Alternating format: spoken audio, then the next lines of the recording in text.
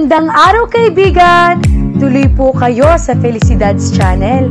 Sa mga kwento ng buhay at pag-ibig na hinalukay sa natatagong baul ni Felicidad. Pero bago po tayo magpatuloy, huwag niyo pong kalilimutan na i-like ang video, i-subscribe ang channel, at i-click ang notification bell para lagi kayong updated sa mga parating pa na upload.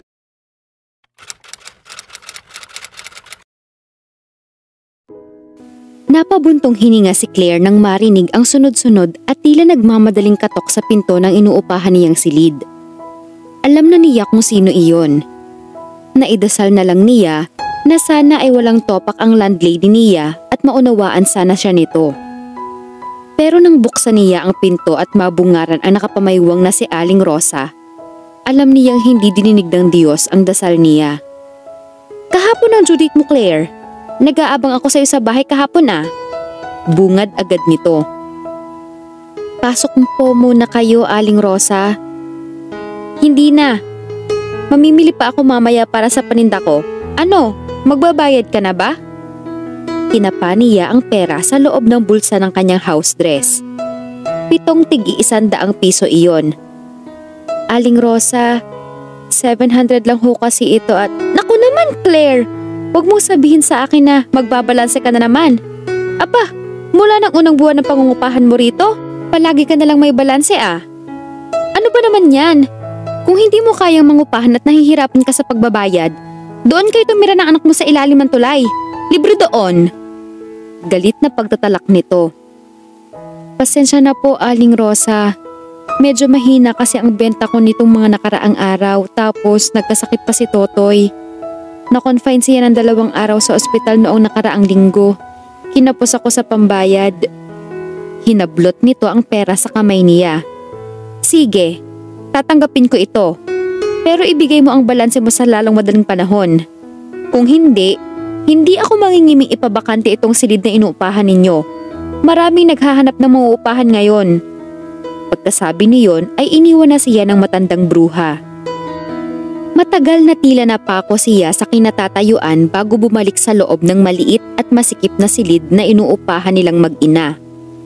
9 na buwan na sila sa lugar na iyon. 1,500 pesos ang upa nila roon. Libre ang tubig pero hindi ang kuryente. Walang sariling kontador iyon at nakasipilang sila sa linya ng kanyang landlady. 300 pesos ang bayad buwan-buwan.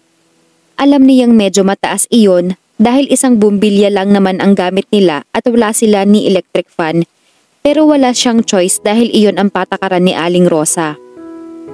Napatingin siya sa 3 taong gulang na anak na si Totoy. Nakahiga ito sa manipis na kutsyon sa sahig. Gwapo ito, singkit at mestizo, pero namayat dahil sa pagkakasakit at hanggang ngayon ay matamlay pa rin kumain. Naupo siya sa monoblock chair, paharap sa maliit na mesa at saka nangalumbaba. Kung mahina-hina lang siguro ang dibdib niya, matagal na siyang sumuko. Mula pa siguro noong ipagbuntis niya si Totoy. Mabuti na lang at matiisin siya. Kailangan talaga niyang magpakatatag para sa sarili niya at sa kanyang anak. "Huwag kang mawalan ng pag-asa, Claire. May awa ang Diyos. Makakaahon ka rin sa kahirapan. Ang mga may pananalig ay pinagpapala." Pangungonsola niya sa sarili. Maya-maya ay tumayo siya at naghain ng tanghalian. Adobong kangkong at pritong itlog ang niluto niya. Nang makahain ay kinarga niya ang anak. "Kain na, Toy, susubuan kita. Pagkakain natin, laruin mo iyong kotse mo. Magtitinda lang ako ng banana Q sa mga kapitbahay. Tapos isasama kita sa palengke mamayang hapon." "Opo," tugon nito. Ipinaghanda niya ng pagkain ang anak. Gaya ng dati, iilang subo pa lang ang nakakain nito ay umayaw na agad ito. Wala siyang nagawa kundi kainin na lang ang tira ng bata. Pagkatapos ay itinambak muna niya ang mga hugasin sa maliit na lababo bago inihanda ang saging na gagawing banana Q. Habang mainit-init pa ay ilalako na niya iyon sa mga kapitbahay. Gagawa siya ng 20 sticks. Nang nagdaang araw kasi ay 30 sticks ang ginawa niya pero nangalahati lang ang benta niya. Nakakapanghinayang. Lalo pa at hindi naman nila nakakain ni Totoy ang natitira dahil nauumay na sila roon. Pagkatapos maglako ay magtitinda naman siya ng mga mumurahing damit sa palengke. Inaangkat niya ang mga panindang iyon sa kaibigan niyang si Marga. May maliit na shop ito sa Novaliches, sa harap ng Marquee Mall. Kababayan niya si Marga sa Quezon. Ang talagang best friend nito ay ang ate nitong si Lorna. Magkaklase ang mga ito mula elementary hanggang high school. Pagka-graduate ng high school, huminto na ang mga ito sa pag-aaral dahil sa kahirapan. Sabay na lumuwas sa Maynila ang mga ito para mamasukan bilang katulong sa isang mayamang pamilya na kababayan din nila. 5 taong naging katulong ang dalawa bago nag-migrate sa US ang pamilyang pinagsisilbihan ng mga ito. Mula roon ay namasukan si Marga bilang yaya sa isang malayong kamag-anak nito na may kaya sa buhay. Ang ate Lorna naman niya ay naging serbidora sa isang fast food restaurant. Ilang buwan pa lang doon ang ate niya nang magkaroon ito ng boyfriend na isang water delivery boy. Nang mabuntis ito, naglaho na parang bula ang lalaki. Hindi tinangkang ipalaglag ng ate niya ang ipinagbubuntis nito. Umuwi ito sa probinsya ilang buwan bago ito manganak. Ngayon ay mag-6 na taong gulang na ang anak nito. "Claire, pabili nga ng 2 stick ng banana Q," sabi ng kapitbahay niyang si Andy pagkalabas niya. Nakaupo ito sa tapat ng pintuan ng inuupahan nitong silid na pagmamay-ari din ni Aling Rosa. Halos kaedad niya ito pero bata itong tingnan dahil maganda ang kutis at lagi nakapostura. Kahit umaga ay naka-makeup ito. Isa si Andy sa mga GRO na nakatira sa lugar nila. 6:00 pa lang ng hapon ay pumapasok na ito sa pinagtatrabahuhang club sa Quezon Avenue. Madaling araw na kung umuwi ito. "Heto tamang-tama, kaluluto lang niyan," natutuwang sabi niya. Ngayon lang kasi ito bumili ng banana Q sa kanya. Inabutan siya nito ng 20 pesos. "Magkano ba ang isa?" "7. Habang sinusuklian niya ito, naramdaman niya ang pagsuyod nito ng tingin sa kabuuan niya. "Hetong sukli, Andy. Salamat ha." "Claire, ayaw mo bang magtrabaho? Yung regular na trabaho. Sa tingin ko kasi kaunti lang ang kinikita mo sa mga racket mo gaya niyan at sa pagtitinda ng mga damit. Kung wala kang benta, wala ka ng kita. Eh lugi ka pa sa pagod at kapital." "Gusto ko rin sana. Pero mahirap makahanap ng trabaho ang tulad kong high school graduate lang. May anak pa ako. Wala namang magbabantay kay Totoy kapag namasukan ako." "Pwede mo namang iwan si Totoy kung may kamag-anak ka eh. Sayang ka, Claire. Matangkad at maganda ka. Hindi nga halata na may anak ka na eh. Kapag nagtrabaho ka sa pinapasukan ko, tiyak na gagaan ang buhay mo. Malaki ang kita. Ako nga, mahigit 1,000 isang araw ang kita eh. Malaki yun, di ba? Nakakapagpadala ako ng pera sa mga magulang ko sa probinsya. Nabibili ko pa ang lahat ng gusto kong bilhin." Umiling siya. Hindi naman niya pwedeng sabihin dito na hindi niya gusto ang trabaho nito kaya iba na lang ang idinahilan niya para hindi ito ma-offend. "May kamag-anak nga ako pero nasa Marikina pa sila. Sobrang layo rito. Hindi ko rin naman pwedeng iwan si Totoy roon dahil masikip ang bahay ng tiyahin kong iyon. Tsaka hindi ako masyadong close sa kanila." "Ay ganoon? Sayang ka kasi. Sakto pa naman kailangan ng waitress sa club namin. Pwedeng-pwede ka sana. May iba akong kasamahan doon na may mga anak na rin no? Pero secret iyon sa mga customers. Ikaw, may stretch marks ka ba?" Hindi na niya gusto ang tinatakbo ng usapan nila kaya nagpaalam na siya. "Doon muna ako kina Aling Mila ha, bebentahan ko sila." Tumango ito. "Kapag nagbago ang isip mo, lapitan mo lang ako, Claire." "Sige, salamat." Natuwa si Claire dahil naubos ang lahat ng tinda niyang banana Q. Nagpahinga siya ng isang oras habang naglalaro si Totoy. Luma na ang kotseng laruan nito. Wala na ang dalawang gulong niyon. Naaawa siya rito, pero saka na lang niya ito ibibili ng bagong laruan kapag medyo nakaraos na sila. Eksaktong alas 4 ng hapon, naghanda na siya para sa pagtitinda sa palengke. Pagkatapos iayos ang mga panindang nakalagay sa 3 naglalakihang plastic bag, ay pinunasan niya ng basang bimpo ang buong katawan ni Totoy at saka binihisan ito. Naglakad lang sila patungo sa palengke na may kalahating kilometro din ang layo mula sa inuupahan nila.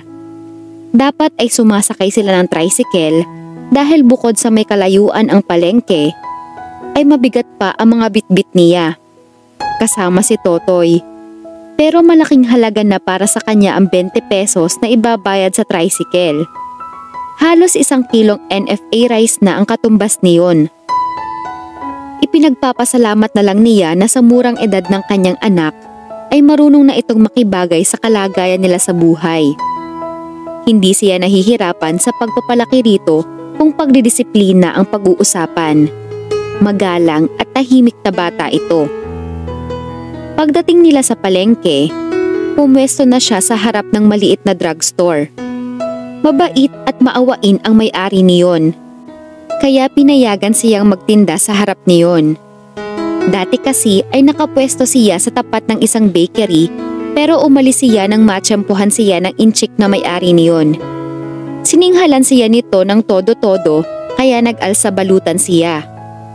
Ayon sa masungit na inchik, nakakaistorbo raw siya sa mga customers ng bakery nito at natatakpan pa raw niya ang mga tinapay sa display. Nakabuti sa kanya ang paglipat niya ng pwesto dahil mabait nga ang may-ari ng botika na si Mang Mario. Byudo ito at may 3 anak na dalaga. "Kumusta po, Mang Mario?"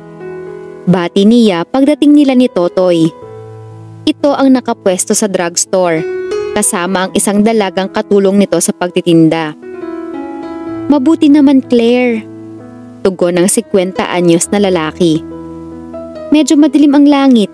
Nagdala ka ba ng payong?" "Opo, may dala po ako." Pagkatapos makipag-usap sandali, ay sinimula na niyang ilatag ang malaking karton na pag-displayan niya ng kanyang mga paninda. Nakitulong si Totoy sa paglalabas ng mga paninda mula sa mga plastic bag. Proud siya sa kanyang anak dahil sa edad nito ay nakakatulong na ito sa paghahanap buhay niya. Pagkatapos, ay naupo na siya sa dala nilang bangkito habang ang kanyang anak ay nakasalampak na sa karton. 1 oras na ang nakalilipas pero wala pa rin siyang benta. May mga tumitingin-tingin, may mga nagbubulatlat pero hindi naman bumibili. May ilan namang sobra kong tumawad. Wala pa sa puhunan. Gaya na lang ng lumapit na ale. "Miss, magkano ang mga shorts na pambata?" Tanong ng isang ginang na may bitbit na bigas sa plastic bag. "6 po ang 100, manang," tugon niya. Sabay dampot sa mga shorts. "Okay po ito kasi makapal ang tela." "Magkano kapag isa lang?" "20 ho." Nanulis ang nguso nito. "Ang mahal naman, 10 lang yan sa Divisoria eh." "Naku, hindi po pwede rito, manang. Ang kuha ko po dyan nabenta ang 6 na piraso. 10 piso lang ho ang tubo ko riyan." Binulatlat nito ang mga shorts. "Sus, ganitong-ganito yung nabili ng hipag ko sa Divisoria. Tigsa 10 lang." "Sa Divisoria kasi niya binili, manang. Mahal na rin ang pamasahe kung sa Divisoria pa dadayo ng pagbili."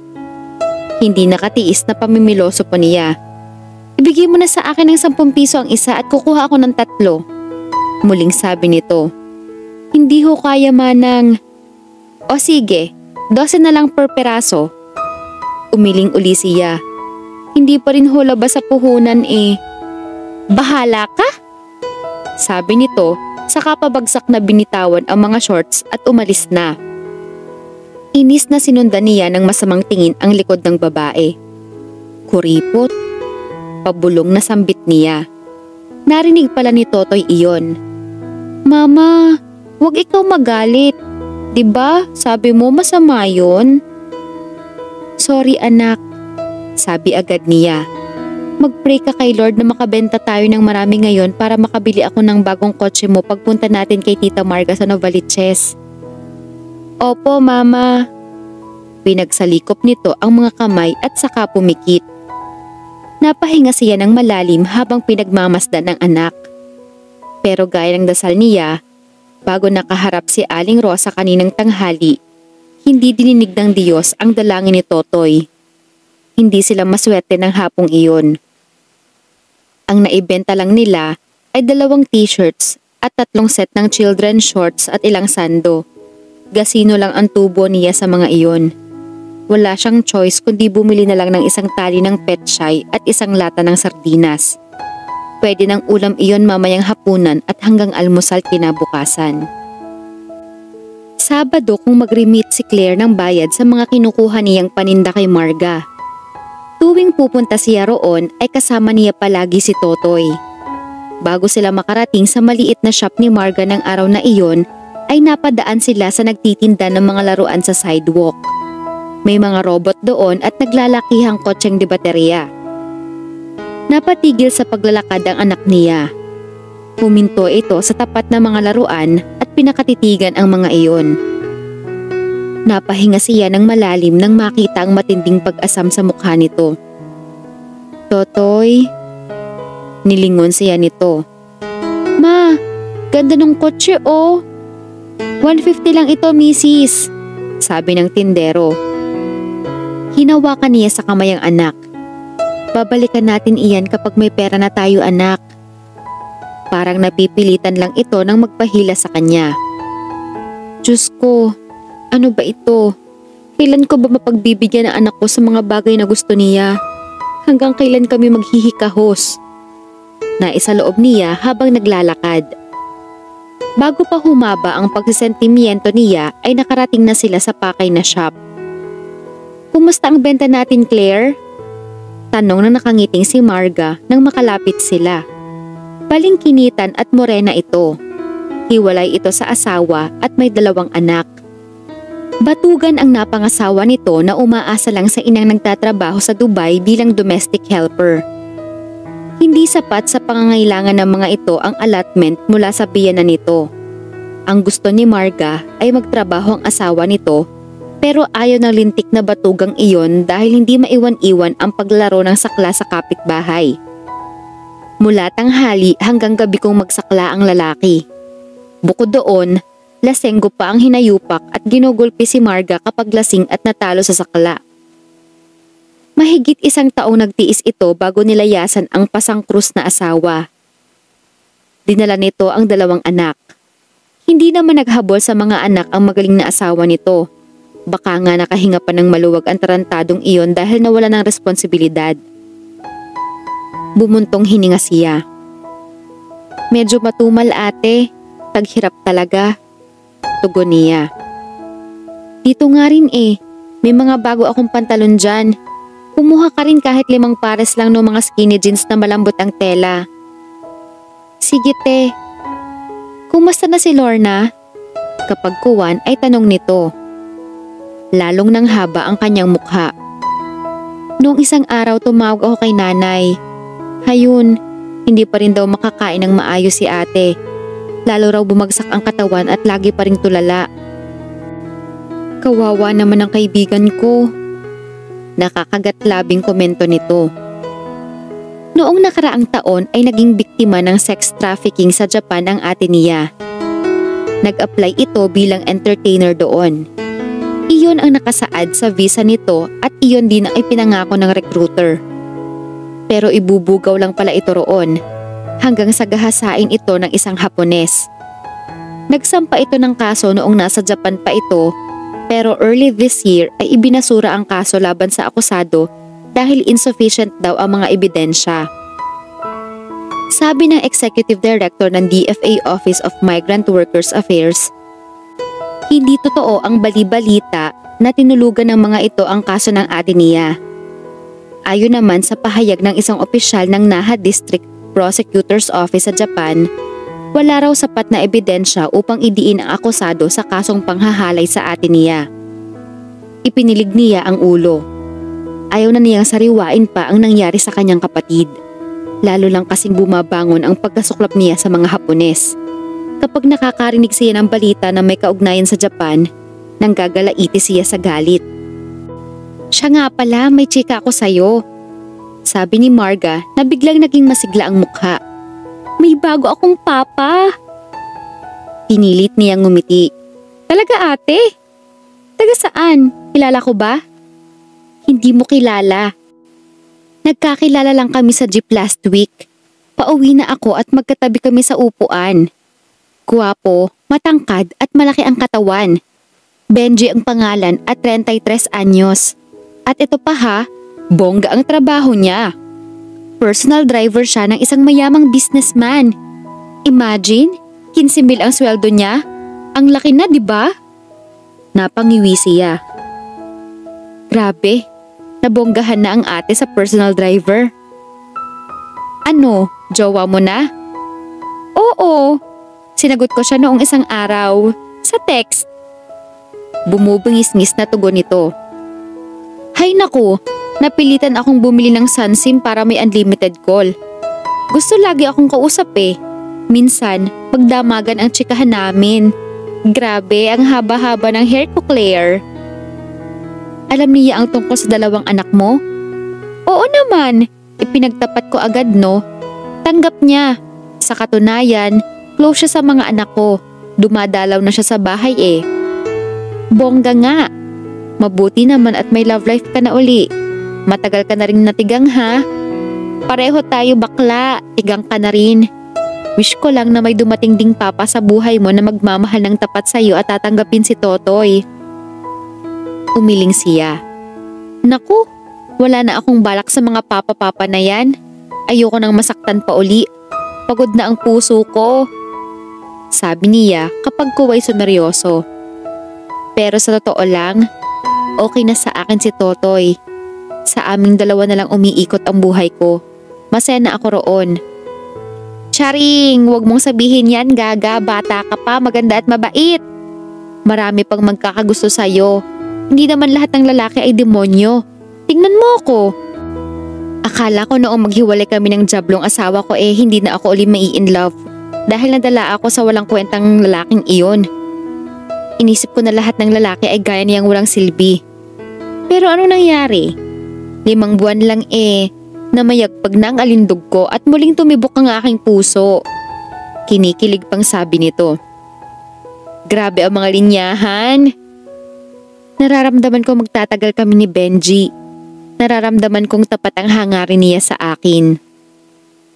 Nagkunwari siyang kinakaligig sa pandidiri. Pwede ba ate? Nanghihilakbot ako sa'yo. Parang hindi ka dumanas ng pambubugbog ng isang kabaro ng Benji na yan. Ining, laging may bukas. Iba-iba naman ang mga lalaki no? Nagkibit balikat siya. May nagpapalipad hangin sa akin sa lugar namin pero hindi ko pinapansin. Ayoko na talaga sa lalaki ate. Huwag kang magsalita ng tapos, baka ikaw ang makapos. Tudyo nito sa kanya. Hindi na siya nakipag-argumento pa rito. Hindi rin sila nagtagal ni Totoy roon. Pagkatapos ng kwentuhan at kwentahan, nagpaalam na silang mag-ina kay Marga. Kinabahan na naman si Claire nang may kumatok sa pinto ng inuupahan nilang mag-ina. Baka si Aling Rosa na iyon. Sinabi kasi nito na sa linggong iyon ay kailangan niyang bayaran ang balanse niya sa upa.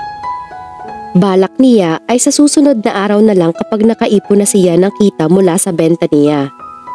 Pero nang pagbuksan niya ang kumakatok ay hindi si Aling Rosa ang nakita niya kundi ang tatay niya. Pinigil niya ang pagbangon ng iritasyon at kahit ayaw niya ay napilitan siyang magmano rito. Pasok ho kayo, sabi niya. Sumunod ito sa kanya sa loob. Iminuwestra niyang maupo ito sa monoblock chair. Nang makaupo ito ay sandaling pinasadahan niya ng tingin ito. Nangangayayat ito at nanlalalim ang mga mata. May hinala siyang nagdodroga ito. Hindi imposible iyon dahil halos pulos durugista ang mga kapitbahay ng Tia Gina niya. Mahigit 5 taon nang nakatira doon ang kanyang ama mula nang iwan sila nito sa Quezon. Si Tia Gina ang nag-iisang kapatid ng tatay niya. Biyuda ito at may 5 anak. Company driver sa Riyadh ang panganay na anak nito na siyang breadwinner. Ang 2 pang anak nito ay nasa high school at ang 2 pa ay nasa elementary. "Magtimpla ka nga ng kape ko," utos nito sa kanya. "Saglit lang ho." Bago siya makatalikod ay narinig niya ang pagsinghal nito kay Totoy. "Hoy bata! Hindi ka man lang ba marunong magmano?" Napapikit siya at nagtitimping binalingan ng anak. "Toy, magmano ka kay Lolo." Tumalima ang kanyang anak bago muling hinarap ang nilalarong kotse. "Bata, humingi ka ng 10 piso sa mama mo. Bumili ka ng sigarilyo sa tindahan." Napabuntong hininga siya habang sinasalina ng mainit na tubig ang coffee mug. Pagkatapos ay dumukot siya ng 10 piso sa kanyang bulsa. "Bumili ka ng Philip kina Aling Rosa, anak. Ingat ka at huwag tatakbo ha," utos niya rito. "Opo mama." Lumabas na ito ng pintuan. Itinuloy niya ang pagtitimpla ng kape at saka iniabot ang mug sa ama. "Pahinging 500 mamaya," sabi nito bago humigop ng kape. Napamaang siya. "Tay, wala akong kapera-pera ngayon." "Ano ba naman itong timpla mo? Gusto mo ba akong magka-diabetes? Ano ba ito? Arnibal?" "Kalahating kutsara lang ho ang asukal niyan, tay. Akin na at dadagdagan ko na lang ho ng tubig at kape." "Hindi mo ba ako mabibigyan ng 500? Sabi nito, hindi na iniabot ang mug sa kanya. "Gipit ho ako ngayon, tay." "Ganyan din ang sinabi mo noong huling punta ko rito pero sa huli ay dumukot ka rin naman sa pitaka dyan sa bulsa mo. Kahit kailan sinungaling ka talaga, Claire." Pinigil niya ang magpakita ng inis dito. "Tay, ang ibinigay ko ho sa inyo noong huling punta ninyo rito, ipambayad ko sana sa renta dito. Tuloy, nagkabalanse ako at nagalit ang landlady ko." "Bakit pang dami mong satsat? Ibigay mo na sa akin ang hinihingi ko at nang makalayas na ako, may lakad pa ako mamayang hapon." Napailing siya. "Tay, wala ho talaga akong pera. Sana naman maintindihan nyo. Barya lang ang kinikita ko sa pagtitinda ng banana Q. Mahina rin ang bentahan ng damit ngayon. Nagkasakit pa si Totoy." "Leche?" Tumayo na ito. "Hindi ako pumunta rito para makinig sa drama mo, Claire. Magbigay ka na lang at nang makalayas na ako rito." "Diyos ko naman, tay. Hindi nyo ba kayang intindihin ang sitwasyon namin ng apo nyo? Gipit kami. Kahit 100 wala akong maibibigay sa inyo." "Ah, ngayon ay nagrereklamo ka? Sino ba kasi ang nagsabi sa iyong magpabuntis kang gaga ka? At ikaw namang si tanga, alam mo namang mayaman ang pamilya ng lalaki na kadisgrasya sa iyo. Hindi ka man lang naghabol kahit 5 duling. Kung hinuhut-hutan mo ba kahit 100,000 ang lalaking iyon o ang mga magulang niya, eh di meron ka sana kahit paano. Pero ang pinairal mo ay ang katangahan mo. Parehong-pareho kayo ng kapatid mo. Sobrang tanga." Nagpalpitate siya sa paninghal nito. Hanggang ngayon ay hindi pa rin siya manhid sa mga sinasabi nito kahit walang pagkakataon na naging maayos ang pakikipag-usap nito sa kanya. "Akin na ang hinihingi ko at hindi ko na matagalan ang inuupahan yung ito. Napakainit at napakasikip, hindi ako makahinga." Hinapa niya ang kanyang bulsa at napipilitang naglabas ng 300 pesos. "Iyan lang ang maibibigay ko sa inyo. Inipon ko pa yan para ipambayad sa upa pero kunin nyo na." Hinablot nito ang pera mula sa kamay niya. "Nasaan na bang anak mong yon? Bakit ang tagal bumili?" Nagtatagis ang mga bagang na lumabas siya ng bahay. Minsan ay hindi niya maiwasang idalangin na sana ay mamatay na lang ang walang kwentang tatay niya. Ang kaso, tama ang kasabihan na ang masamang damo ay matagal mamatay. Nakasalubong niya si Totoy na dala na ang sigarilyo. "Mama, punta ka raw Aling Rosa maya," sabi nito. "Magbayad ka raw." Napakagatlabi siya. Ano na naman kaya ang idadahilan niya sa masungit na landlady niya? Ikalawang araw pa lang ni Aki at Mika sa resort sa Siargao, pero pakiramdam ni Aki ay mahigit 1 linggo na silang magkasama ng dalaga. Nakakaramdam na siya ng pagkabagot. Kung pwede lang na iparebook na niya ang tiket nila para makabalik na sa Maynila bukas ng umaga mismo. But he didn't have the heart to do it. Lalo at nakikita niyang nag-e-enjoy si Mika sa lugar na iyon. First time daw nito sa Siargao. Napatingin siya sa may pinto nang bumukas iyon at iniluwa si Mika. Socialite ito na nagmula sa isang mayamang angkan sa Batangas. Sexy at matangkad ito. Naka-white shorts at hanging blouse lang ito at walang suot na bra kaya animo nagdidribble ang mga dibdib nito sa paglalakad. "Honey, gusto ko ng Swedish massage there in the balcony." Malambing na sabi nito nang makalapit sa kanya at nangunyapit sa leeg niya. "Sure. How about you?" "Mamayang hapon na lang."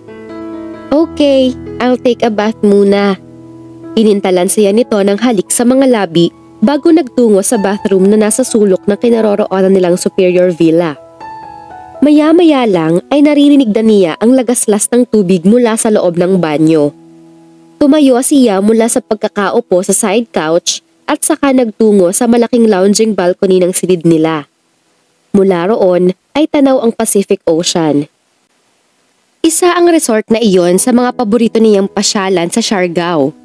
It had white sand beaches, coral reef islets, emerald lagoons, mangrove rivers, palm trees, rice fields, rainforests, cliffs, and caves. Nakaka-relax ng isip. Bukod sa pagre-relax, madalas na doon niya dinadala ang mga babae niya.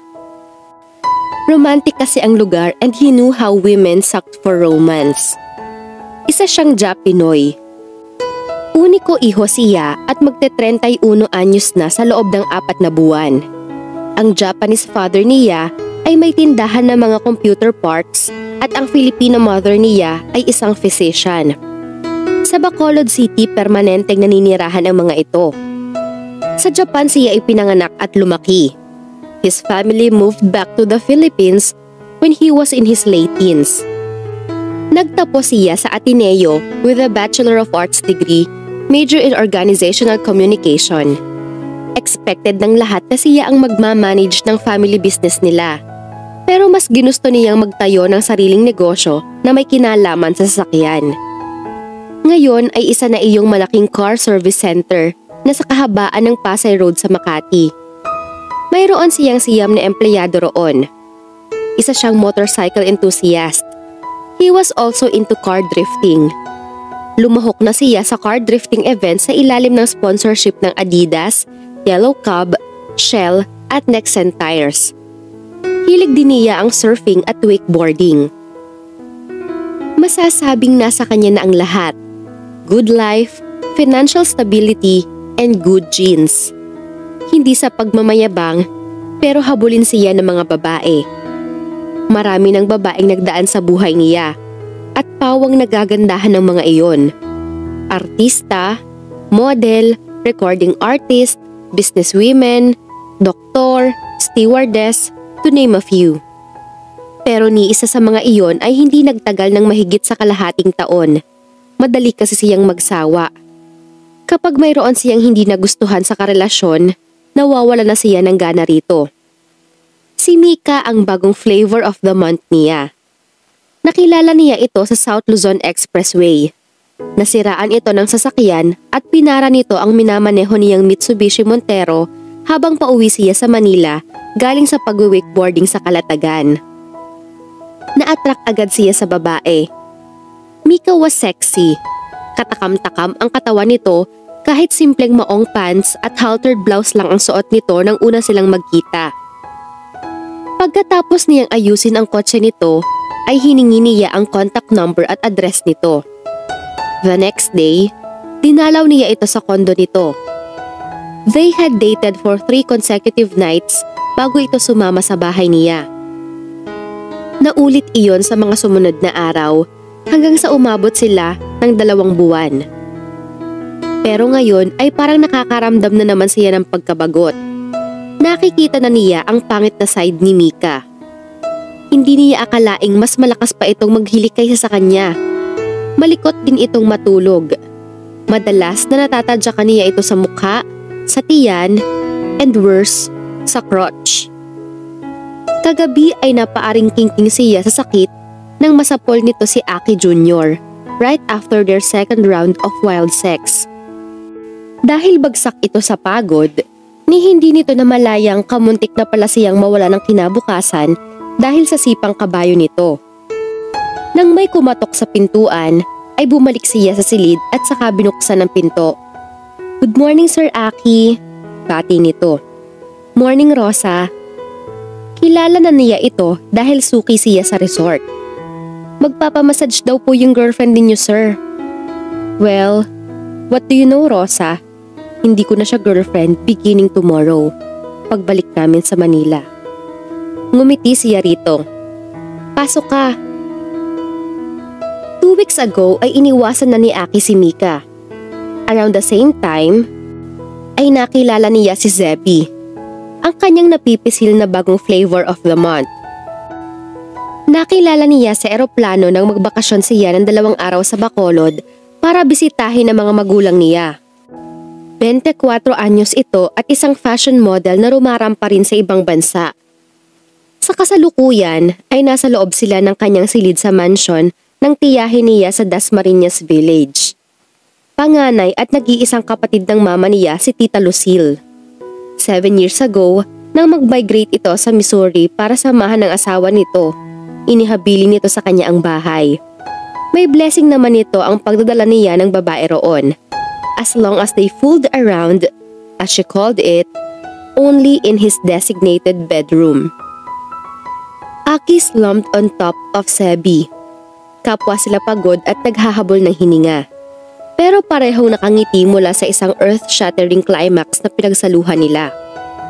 Hindi pa siya nakakagalaw sa ibabaw nito nang mag-ingay ang cellphone na nasa bedside table. "My phone," sabi ni Zebby, sabay dukwang sa aparato at sinagot iyon. "Hello? Who's this?" "Lucille. And who are you?" Naulinigan niyang sagot ng nasa kabilang linya. Nanlaki ang mga mata niya. Bago pa siya nakahuma ay nagtaray na agad si Zebby. Walang pakialam kahit pa obvious na may edad na ang babae sa kabilang linya. "Hey! Ikaw ang dapat kong tanungin dahil wala akong kilalang Lucille." "What the hell?" Muli ay naulinigan niyang sabi ng nasa kabilang linya. "At nagmumura ka pa. Sino ka ba? Why are you calling?" "I'm Aki's aunt. Now, will you give him his damn phone at siya ang gusto kong kausapin? Bakit kung kani-kanino niya pinahahawakan ang cellphone niya?" Nakita niyang natigilan si Zebby. Saka mabilis na inilayo ang cellphone sa tainga bago inaninag ang LCD niyon. Nanlaki ang mga mata nito. "Oh my God, darling! This is your phone!"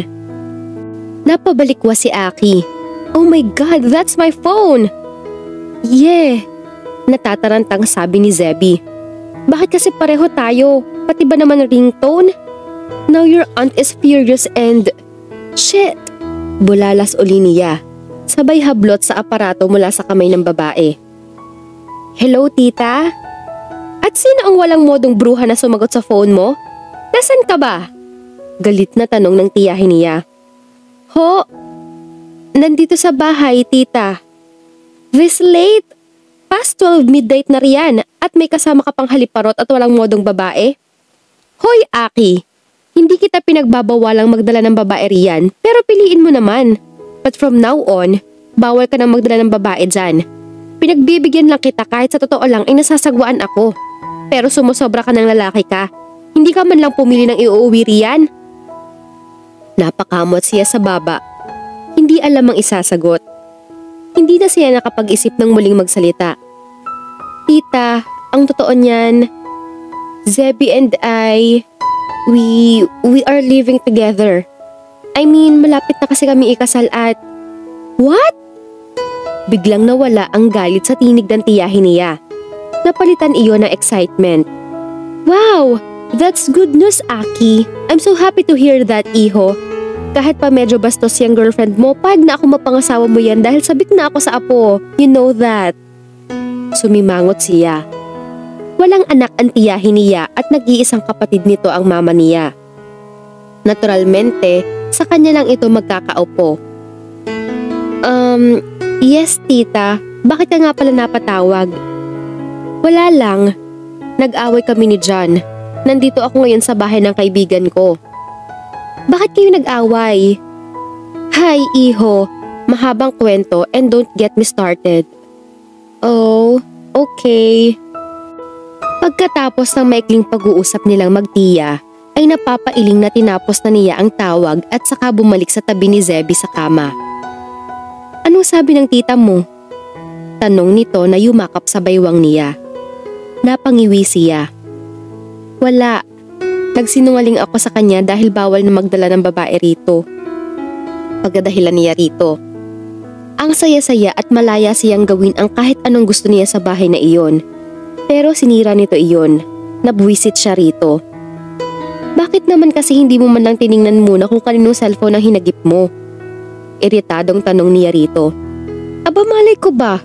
Pareho rin tayo ng ringtone. Bakit ganon? Napailing siya.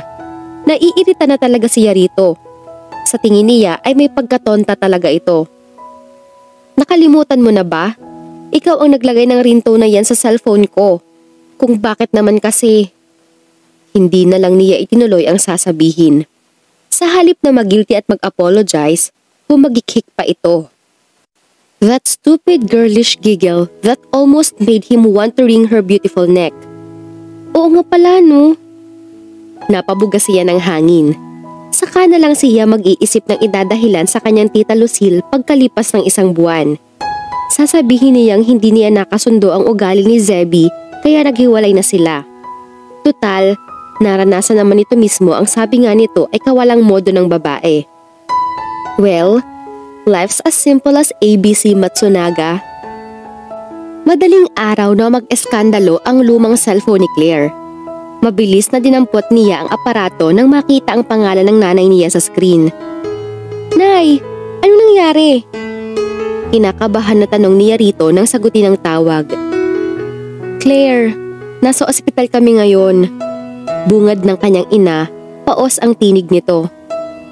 Bakit nay? Ano nangyari kay ate? Hindi si Lorna, ang pamangkin mo. Hindi siya makahinga at nangingitim ang mga labi at kuko.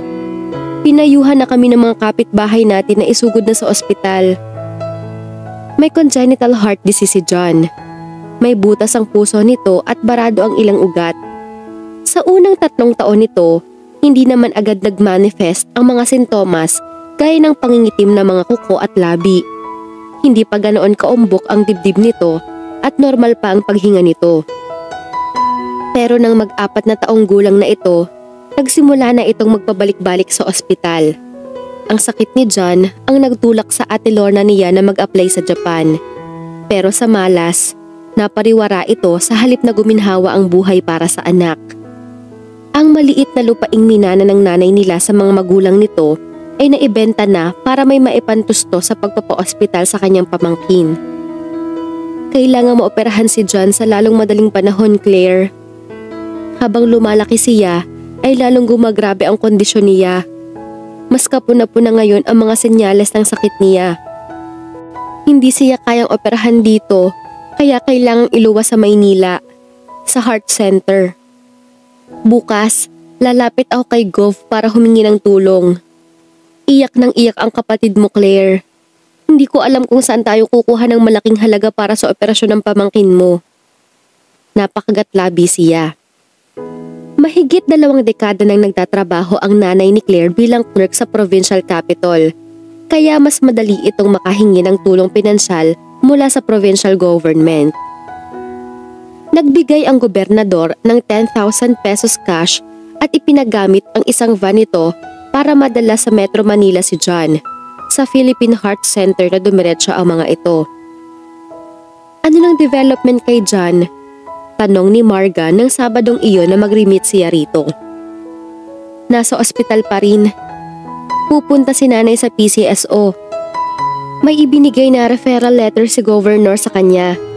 Mabuti na lang nga at may kakilala si Gov sa PCSO. Sana mapadali ang proseso para ma-schedule ng operasyon ni John. Dapat daw kasi may nakahanda ring pera bago siya i-schedule eh. Napakagatlabi siya. Malaking halaga ang kakailanganin ate. Aabot daw ng ₱250,000 ang operasyon. Iyon ang sinabi ng doktor kay nanay. Sus Mariosep, saan naman kayo kukuha ng ganoon kalaking halaga? Iyon nga ang problema ate Marga. Mahirap din daw ang proseso sa PCSO o kaya ay kahit sa PAGCOR. Kada araw kasi ay marami raw lumalapit doon para humingi rin ng tulong. Hindi ako makatulog ng maayos sa nagdaang mga gabi ate Marga. Naaawa ako sa pamangkin ko. Saka kay ate. Alam kong hindi niya kakayanin kapag may nangyaring hindi maganda kay John. Baka lalong mag-breakdown iyon. Diyos ko, kung may magagawa lang ako. Pero sa tindi ng krisis ngayon, baka kahit 50,000 ay hindi kami makakuha. Nag-iinit ang mga matang sabi niya. Tuluyan na sana siyang mapapaiyak nang matigil ang kwentuhan nila dahil sa biglang pagdating sa shop ng boyfriend ni Marga na si Benji.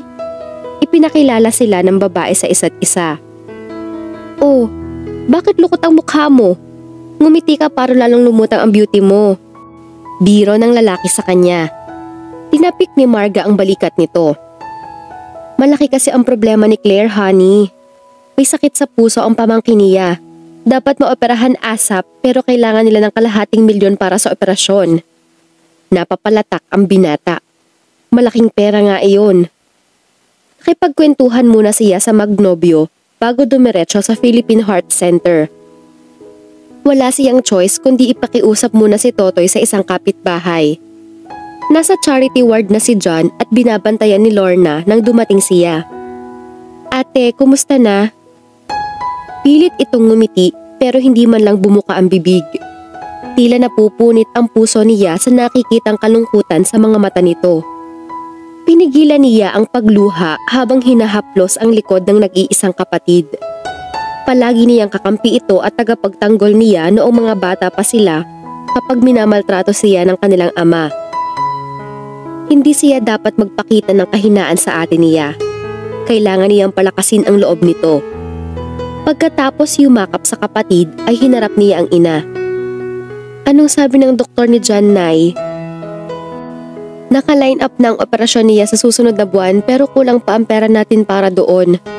Maswerte tayo at kakilala ng hipag ni Governor ang director dito sa Heart Center kaya mabibigyan tayo ng discount sa total na bayarin sa operasyon at iba pa.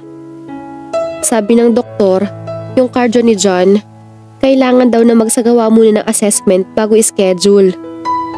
Cardiac catheterization nga ang tawag doon? Sabi nito sa malungkot ding tinig. 50 hanggang 60,000 daw ang firoon. Diyos ko naman. Nanghihinang sambit niya. Halatang tulad niya ay nagpapakatatag at nagpipigil lang na umiyak ang nanay nila.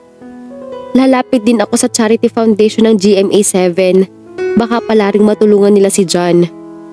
Sana nga, Nay. Sabi na lang niya.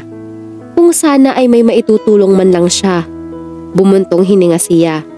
Sa ngayon ay moral support at dasal lang ang kaya niyang itulong sa naghihinagpis na kapatid. Naramdaman ni Aki nang mag-inat si Zebby sa tabi niya pero hindi pa rin siya gumalaw at nagkunwaring natutulog pa. Pasado 7:00 pa lang ng umaga nang pasimpleng sumulyap siya sa bedside clock.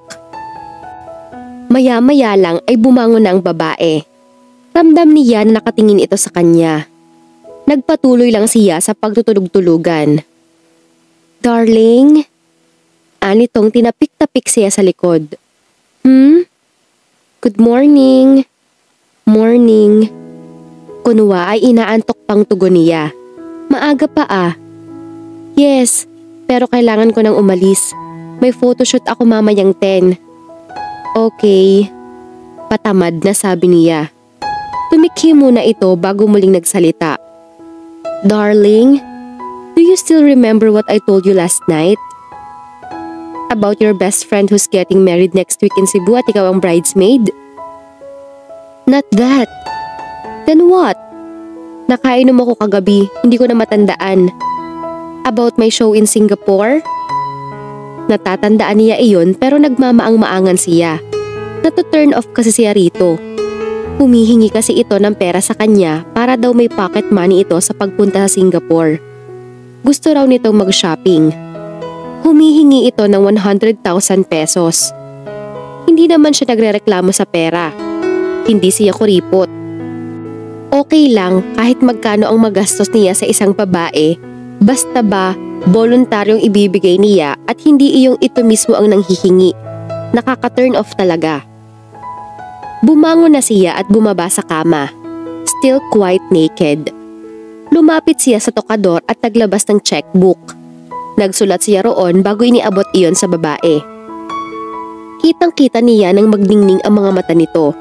Pagkatapos ay niyakap siya nito at nangunyapit sa kanyang leeg. "Thanks darling! Love you!" "Okay, I'll go back to bed. Inaantok pa ako," sabi niya. "Sige, maliligo na ako." Nahiga na uli siya sa kama. Narinig niya ang pagtulo ng tubig sa shower cubicle. Dati ay halos 1 oras kung mag-shower si Zebby, pero ngayon ay inabot lang yata ito ng 5 minuto sa banyo. Pagkalabas nito ay mabilis na nagbihis ito. Halatang excited at may pagmamadali sa kilos. Maya-maya ng kaunti ay lumapit ito sa kanya at hinalikan siya sa batok. "Aalis na ako, darling." "Sige, ingat."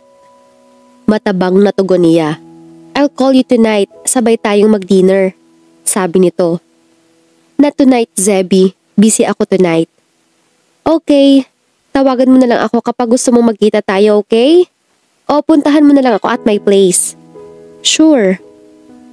Sa mga labi naman siya nito kinintala ng halik bago nagmamadaling lumabas na ng kanyang silid. Napahinga siya ng malalim. Kasabay ng pagdilat ng sumara ang pinto pagkalabas nito. Zebby was so pretty and sexy. Magaling din ito sa kama. Mukhang sanay na sanay ito. Napapaligaya siya nito tuwing nagniniig sila. But after this day, parang alam na niya ang sunod na mangyayari. Mawawala na siya ng gana rito. Napailing siya. Hindi ang tipo nito ang pagtsatsagaan niya.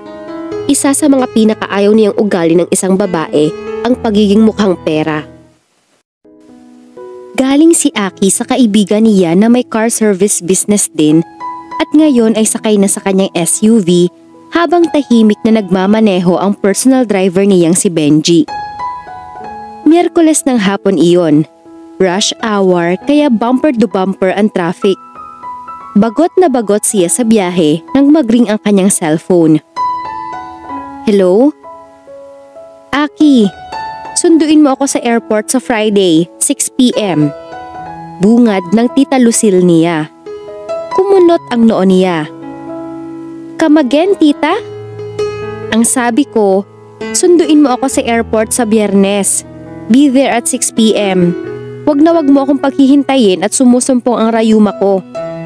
Napamaang siya. "You mean, darating ka rito sa Pilipinas?" "Yes." "Ha? Bakit biglaan? Katatawag mo lang sa akin noong isang araw pero wala kang sinabi na uuwi ka." "Oy, teka nga. Nagrereklamo ka ba na magbabakasyon ako riyan sa Pilipinas? Hindi mo ba ako namimiss damuho ka? O baka naman maitinatago kang kalokohan?" Napakamot siya sa batok. "Tita naman, syempre naman namimiss kita. Ano ka ba? Nabigla lang ako." "Final na ang paghihiwalay namin. Magdi-divorce na kami. Gusto kong lumayo muna rito sa Amerika. Pagbalik ko rito, saka ako magpa-file ng divorce." "Ha? Gaano kalala ang naging away ninyo ni Tito?"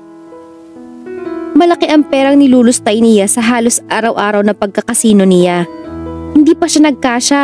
Ayun, lumipad papunta sa Vegas at iniwan ako rito. 1 linggo raw siya roon. Malaki ang hinala ko na may ibang babae siya. Nararamdaman ko sa kilos niya. Tiyak na kasama niya iyon sa Las Vegas. Galit na sabi nito. "Huwag kang ang praning, tita. Nararamdaman mo lang naman. Wala ka pang ebidensya. Look, Hindi naman kailangan makipag-divorce ka. I mean, matatanda na kayo. Dapat nagbibigay na lang kayo. Look, third husband mo na si Tito at i-divorce mo na naman. Aba? Tinuturuan mo ba ako ng tama at mali ha, Aki? And who cares kung matanda na ako? Wala ba akong karapatang i-divorce ang talipandas na asawa ko and try to have a new life? New life with another man? Napapangiwing wika niya. Bakit? Masama ba? Wala na ba akong karapatang magmahal uli dahil matanda na ako? Ganon ba yon, Aki? Napakamot siya sa ulo. Hindi naman sa ganoon, tita, pero basta uuwi ako sa Pilipinas at magtatagal ako dyan ng 3 buwan. Magpapalamig muna ako ng ulo. Who knows, baka pagbalik ko rito ay mapag-isip-isip ko na pwede ko pang patawarin ng tito mo para wala ng divorce na mangyari. I'm sure matataranta siya sa alimony na hihingin ko sa kanya. Napailing siya sa sinabi nito. In the meantime, dyan muna ako para naman makasama ko ng matagal at makilala ng husto ang girlfriend mo bago pa kayo ikasal. And I want you to get married habang naririyan ako. Kahit civil wedding na lang basta nariyan ako. Gusto ko rin kasing asikasuhin ng personal ang pagpoprocess ng paglilipat ko ng titulo sa iyo sa lupain ko sa Camarines Sur para matayuan mo na ng vacation house na sinasabi mo. At nang may pasyalan kayo kapag nagkaanak na kayo ng babaeng yan. Tita, hinay-hinay at mahina ang kalaban. Magsa-shopping na ako ng mga pasalubong mamaya. Nakabook na ako sa Friday. Mag-e-empake na lang ako. Ano bang pwede kong ipasalubong dyan sa girlfriend mo? Tita, wait. Ako na nga lang bahala sa pasalubong. We will talk kapag nariyan na ako. Sige, see you. Naputol na ang linya. Nasapo niya ang noo. Patay ako nito. Bulalas niya. Napalingon sa kanya si Benji. Bakit, bossing? Trouble, Benji. Darating sa Pilipinas si Tita Lucille sa Biyernes. Ang alam niya, nagli-live-in na kami ni Zebby at malapit ng ikasal. Natampal niya ang noo. Itong Biyernes na ito na, boss? Mismo. Naku, paano yan, boss? Eh hindi na kayo nagkikita ni Ma'am Zebby, di ba? Oo, since last week, iniiwasan ko na siya. Nade-depress na tugon niya. Eh, di ganoon na lang ang sabihin mo sa tita niyo, boss, na wala na kayo ni Ma'am Zebby. Hindi pwede, Benji. Kukulo ang dugo ni Tita Lucille sa akin kapag nalaman niya iyon. Kapag nalaman niya na nagsisinungaling ako sa kanya at hindi pala totoo ang sinasabi ko sa kanya noon na may ka-live-in na ako, tiyak na hindi niya itutuloy ang pagbibigay sa akin ng property niya sa Camarines Sur.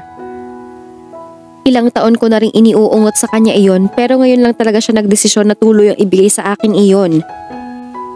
Pinag-iisipan niyang i-donate iyon sa munisipyo ng Caramoan para patayuan ng high school or something. Napamahal na sa Tita Lucille niya ang Caramoan dahil halos 10 taon itong nanirahan doon kasama ang ikalawang asawa nito na isang Hapon na family friend ng kanyang ama sa Japan.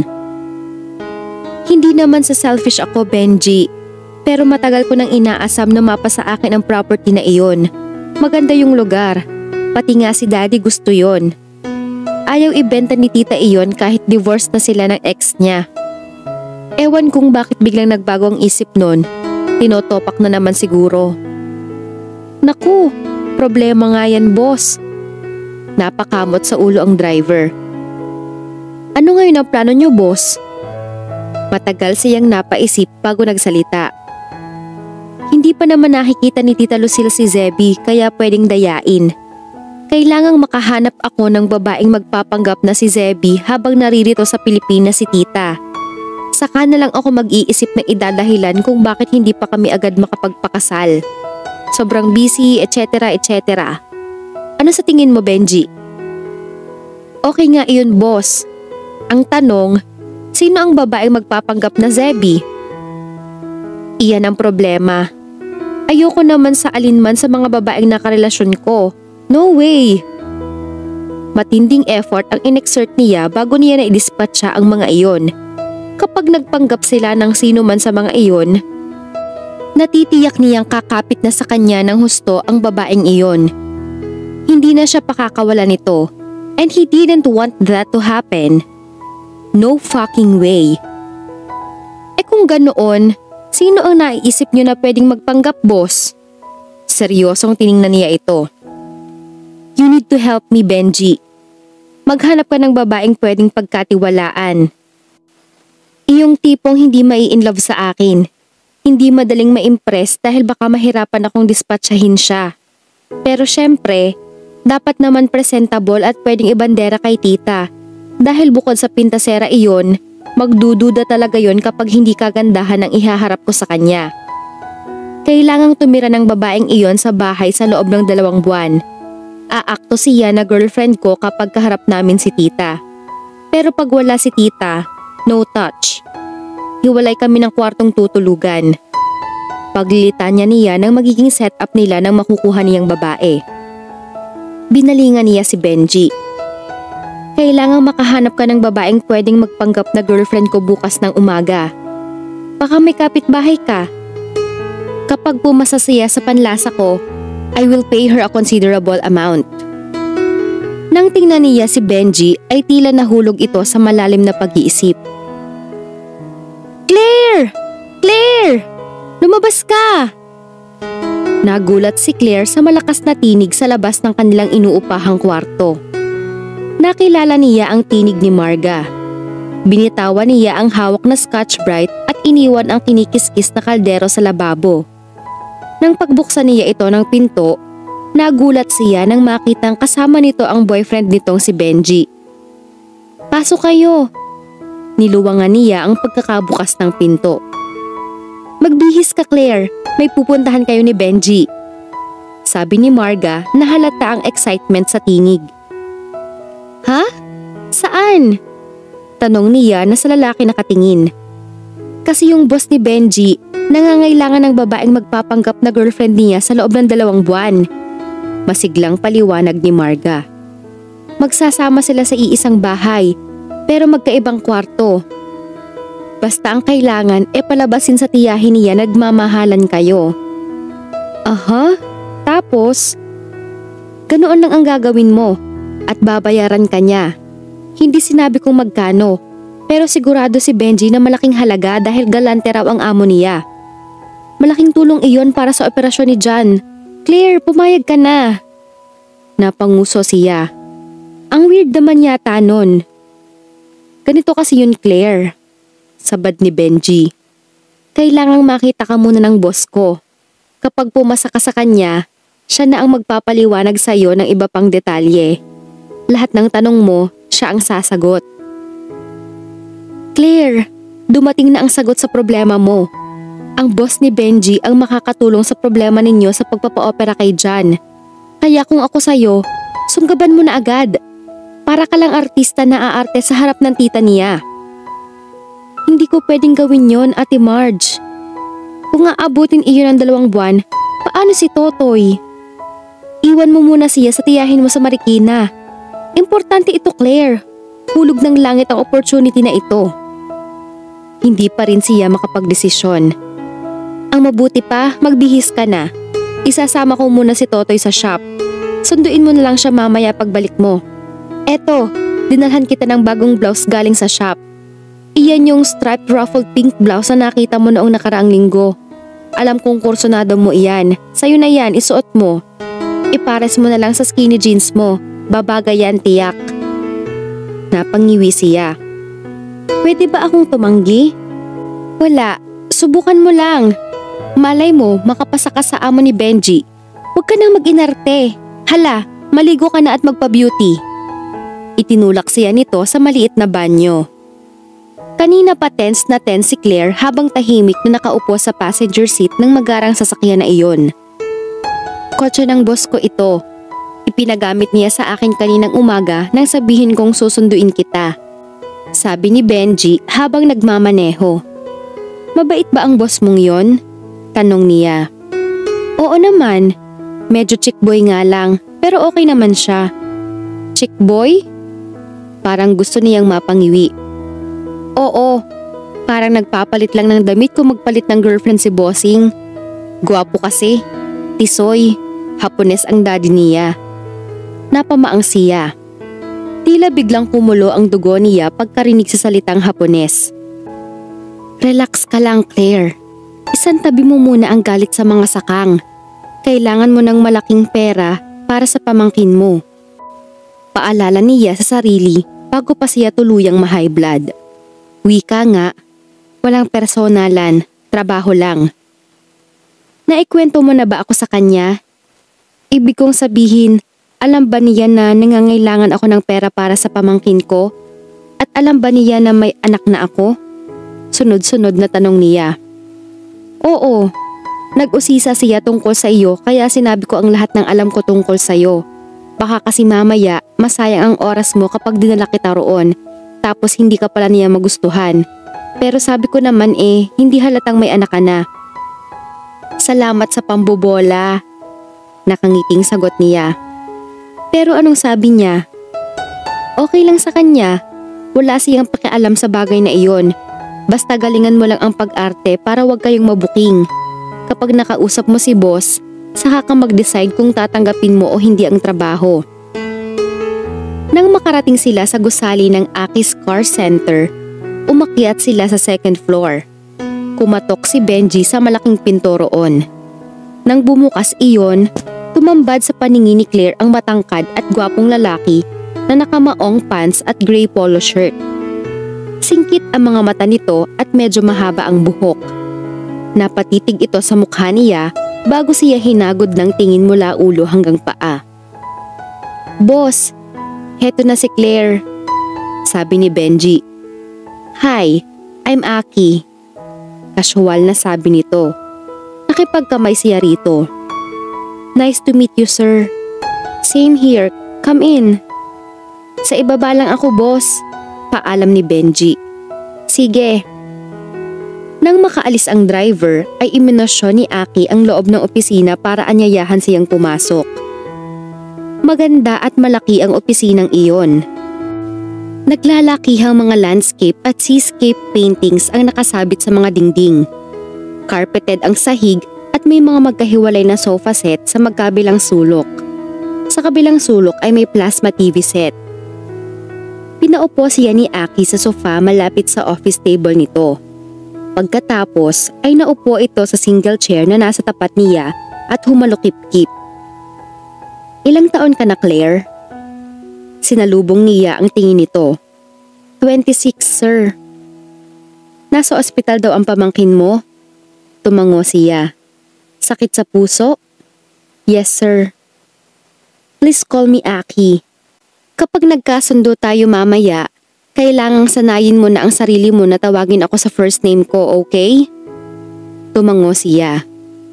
Good. Sabi ni Benji sa akin, you're a single mom, correct? Tumango uli siya. Would you mind telling me what happened? Bumuga muna siya ng hangin bago nagsalita. Nakilala ko ang tatay ng anak ko sa bayan namin sa Quezon. Japanese national din ang ama niya at Pinay ang ina. May mapait na ngiting wika niya. Pero tila nagpa-amuse dito ang kaalamang may lahing Hapon din ang ama ng anak niya. May rest house sila sa amin sa Quezon. Hindi niya ako naipakilala sa mga magulang niya dahil aminado siyang mata pobre ang mga iyon. Nang mabuntis ako, bigla siyang umalis ng Quezon. Nalaman ko na lang na nasa ibang bansa na siya.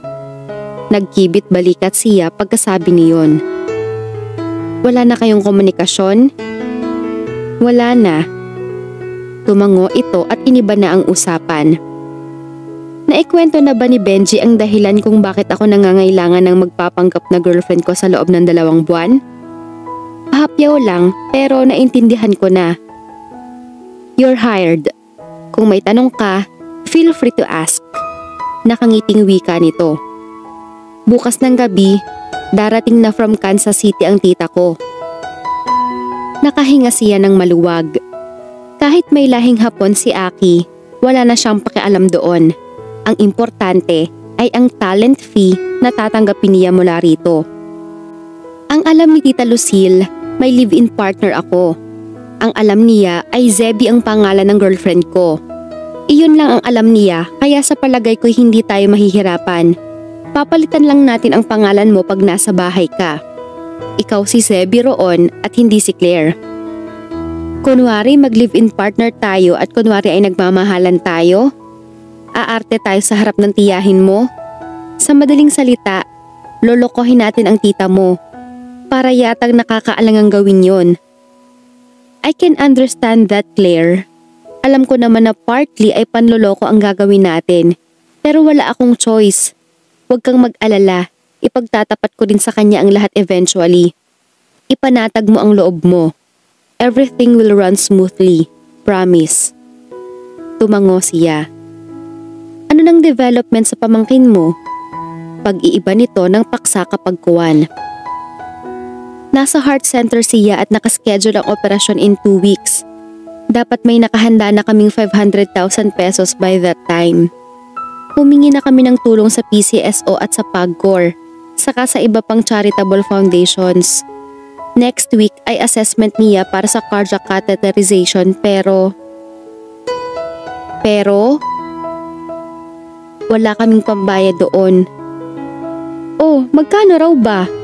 Sinabi niya ang halaga. Tumango ito. Okay, huwag mo nang problemahin iyon dahil bibigyan kita ng 100,000 para sa paunang bayad. Cash nang ibibigay ko nang hindi ka na maabala pa sa pagpunta sa bangko. Napanganga siya. Ganoon nang iyon? Bibigyan na agad siya nito ng pera? Napaluha siya. Claire! Tila nag-aalalang sambit nito. Maraming salamat, Aki. Napakalaking tulong nun sa pamangkin ko. Ngumiti ito. Masaya rin ako na nakatulong ako, Claire. Lalapit ako sa mga kaibigan ko para mag-raise ng funds para sa surgery ng pamangkin mo. Diyos ko! Hulog ka ng langit, Aki. Ngumiti uli ito. Now, before you flood my office, let's get down to business. Pasasamahan kita kay Benji sa department store mamaya. Mamili ka ng mga damit at gamit. Sagot ko ang gastos. Kailangan bang mamahalin ang mga damit? Pang party ba? Hindi naman, mga casual lang. Palalabasin natin na may sarili kang RTW shop. Gaya nung sa girlfriend ni Benji, kaya wala ka sa bahay mula umaga hanggang hapon. Sa maghapong iyon, you may join your son. Natuwa siya sa narinig. Masosolusyonan na ang problema nila sa operasyon ni John, hindi pa niya kailangang iwan ng 2 buwan ang kanyang anak. Maraming salamat uli, Aki. Abangan ang susunod na kabanata.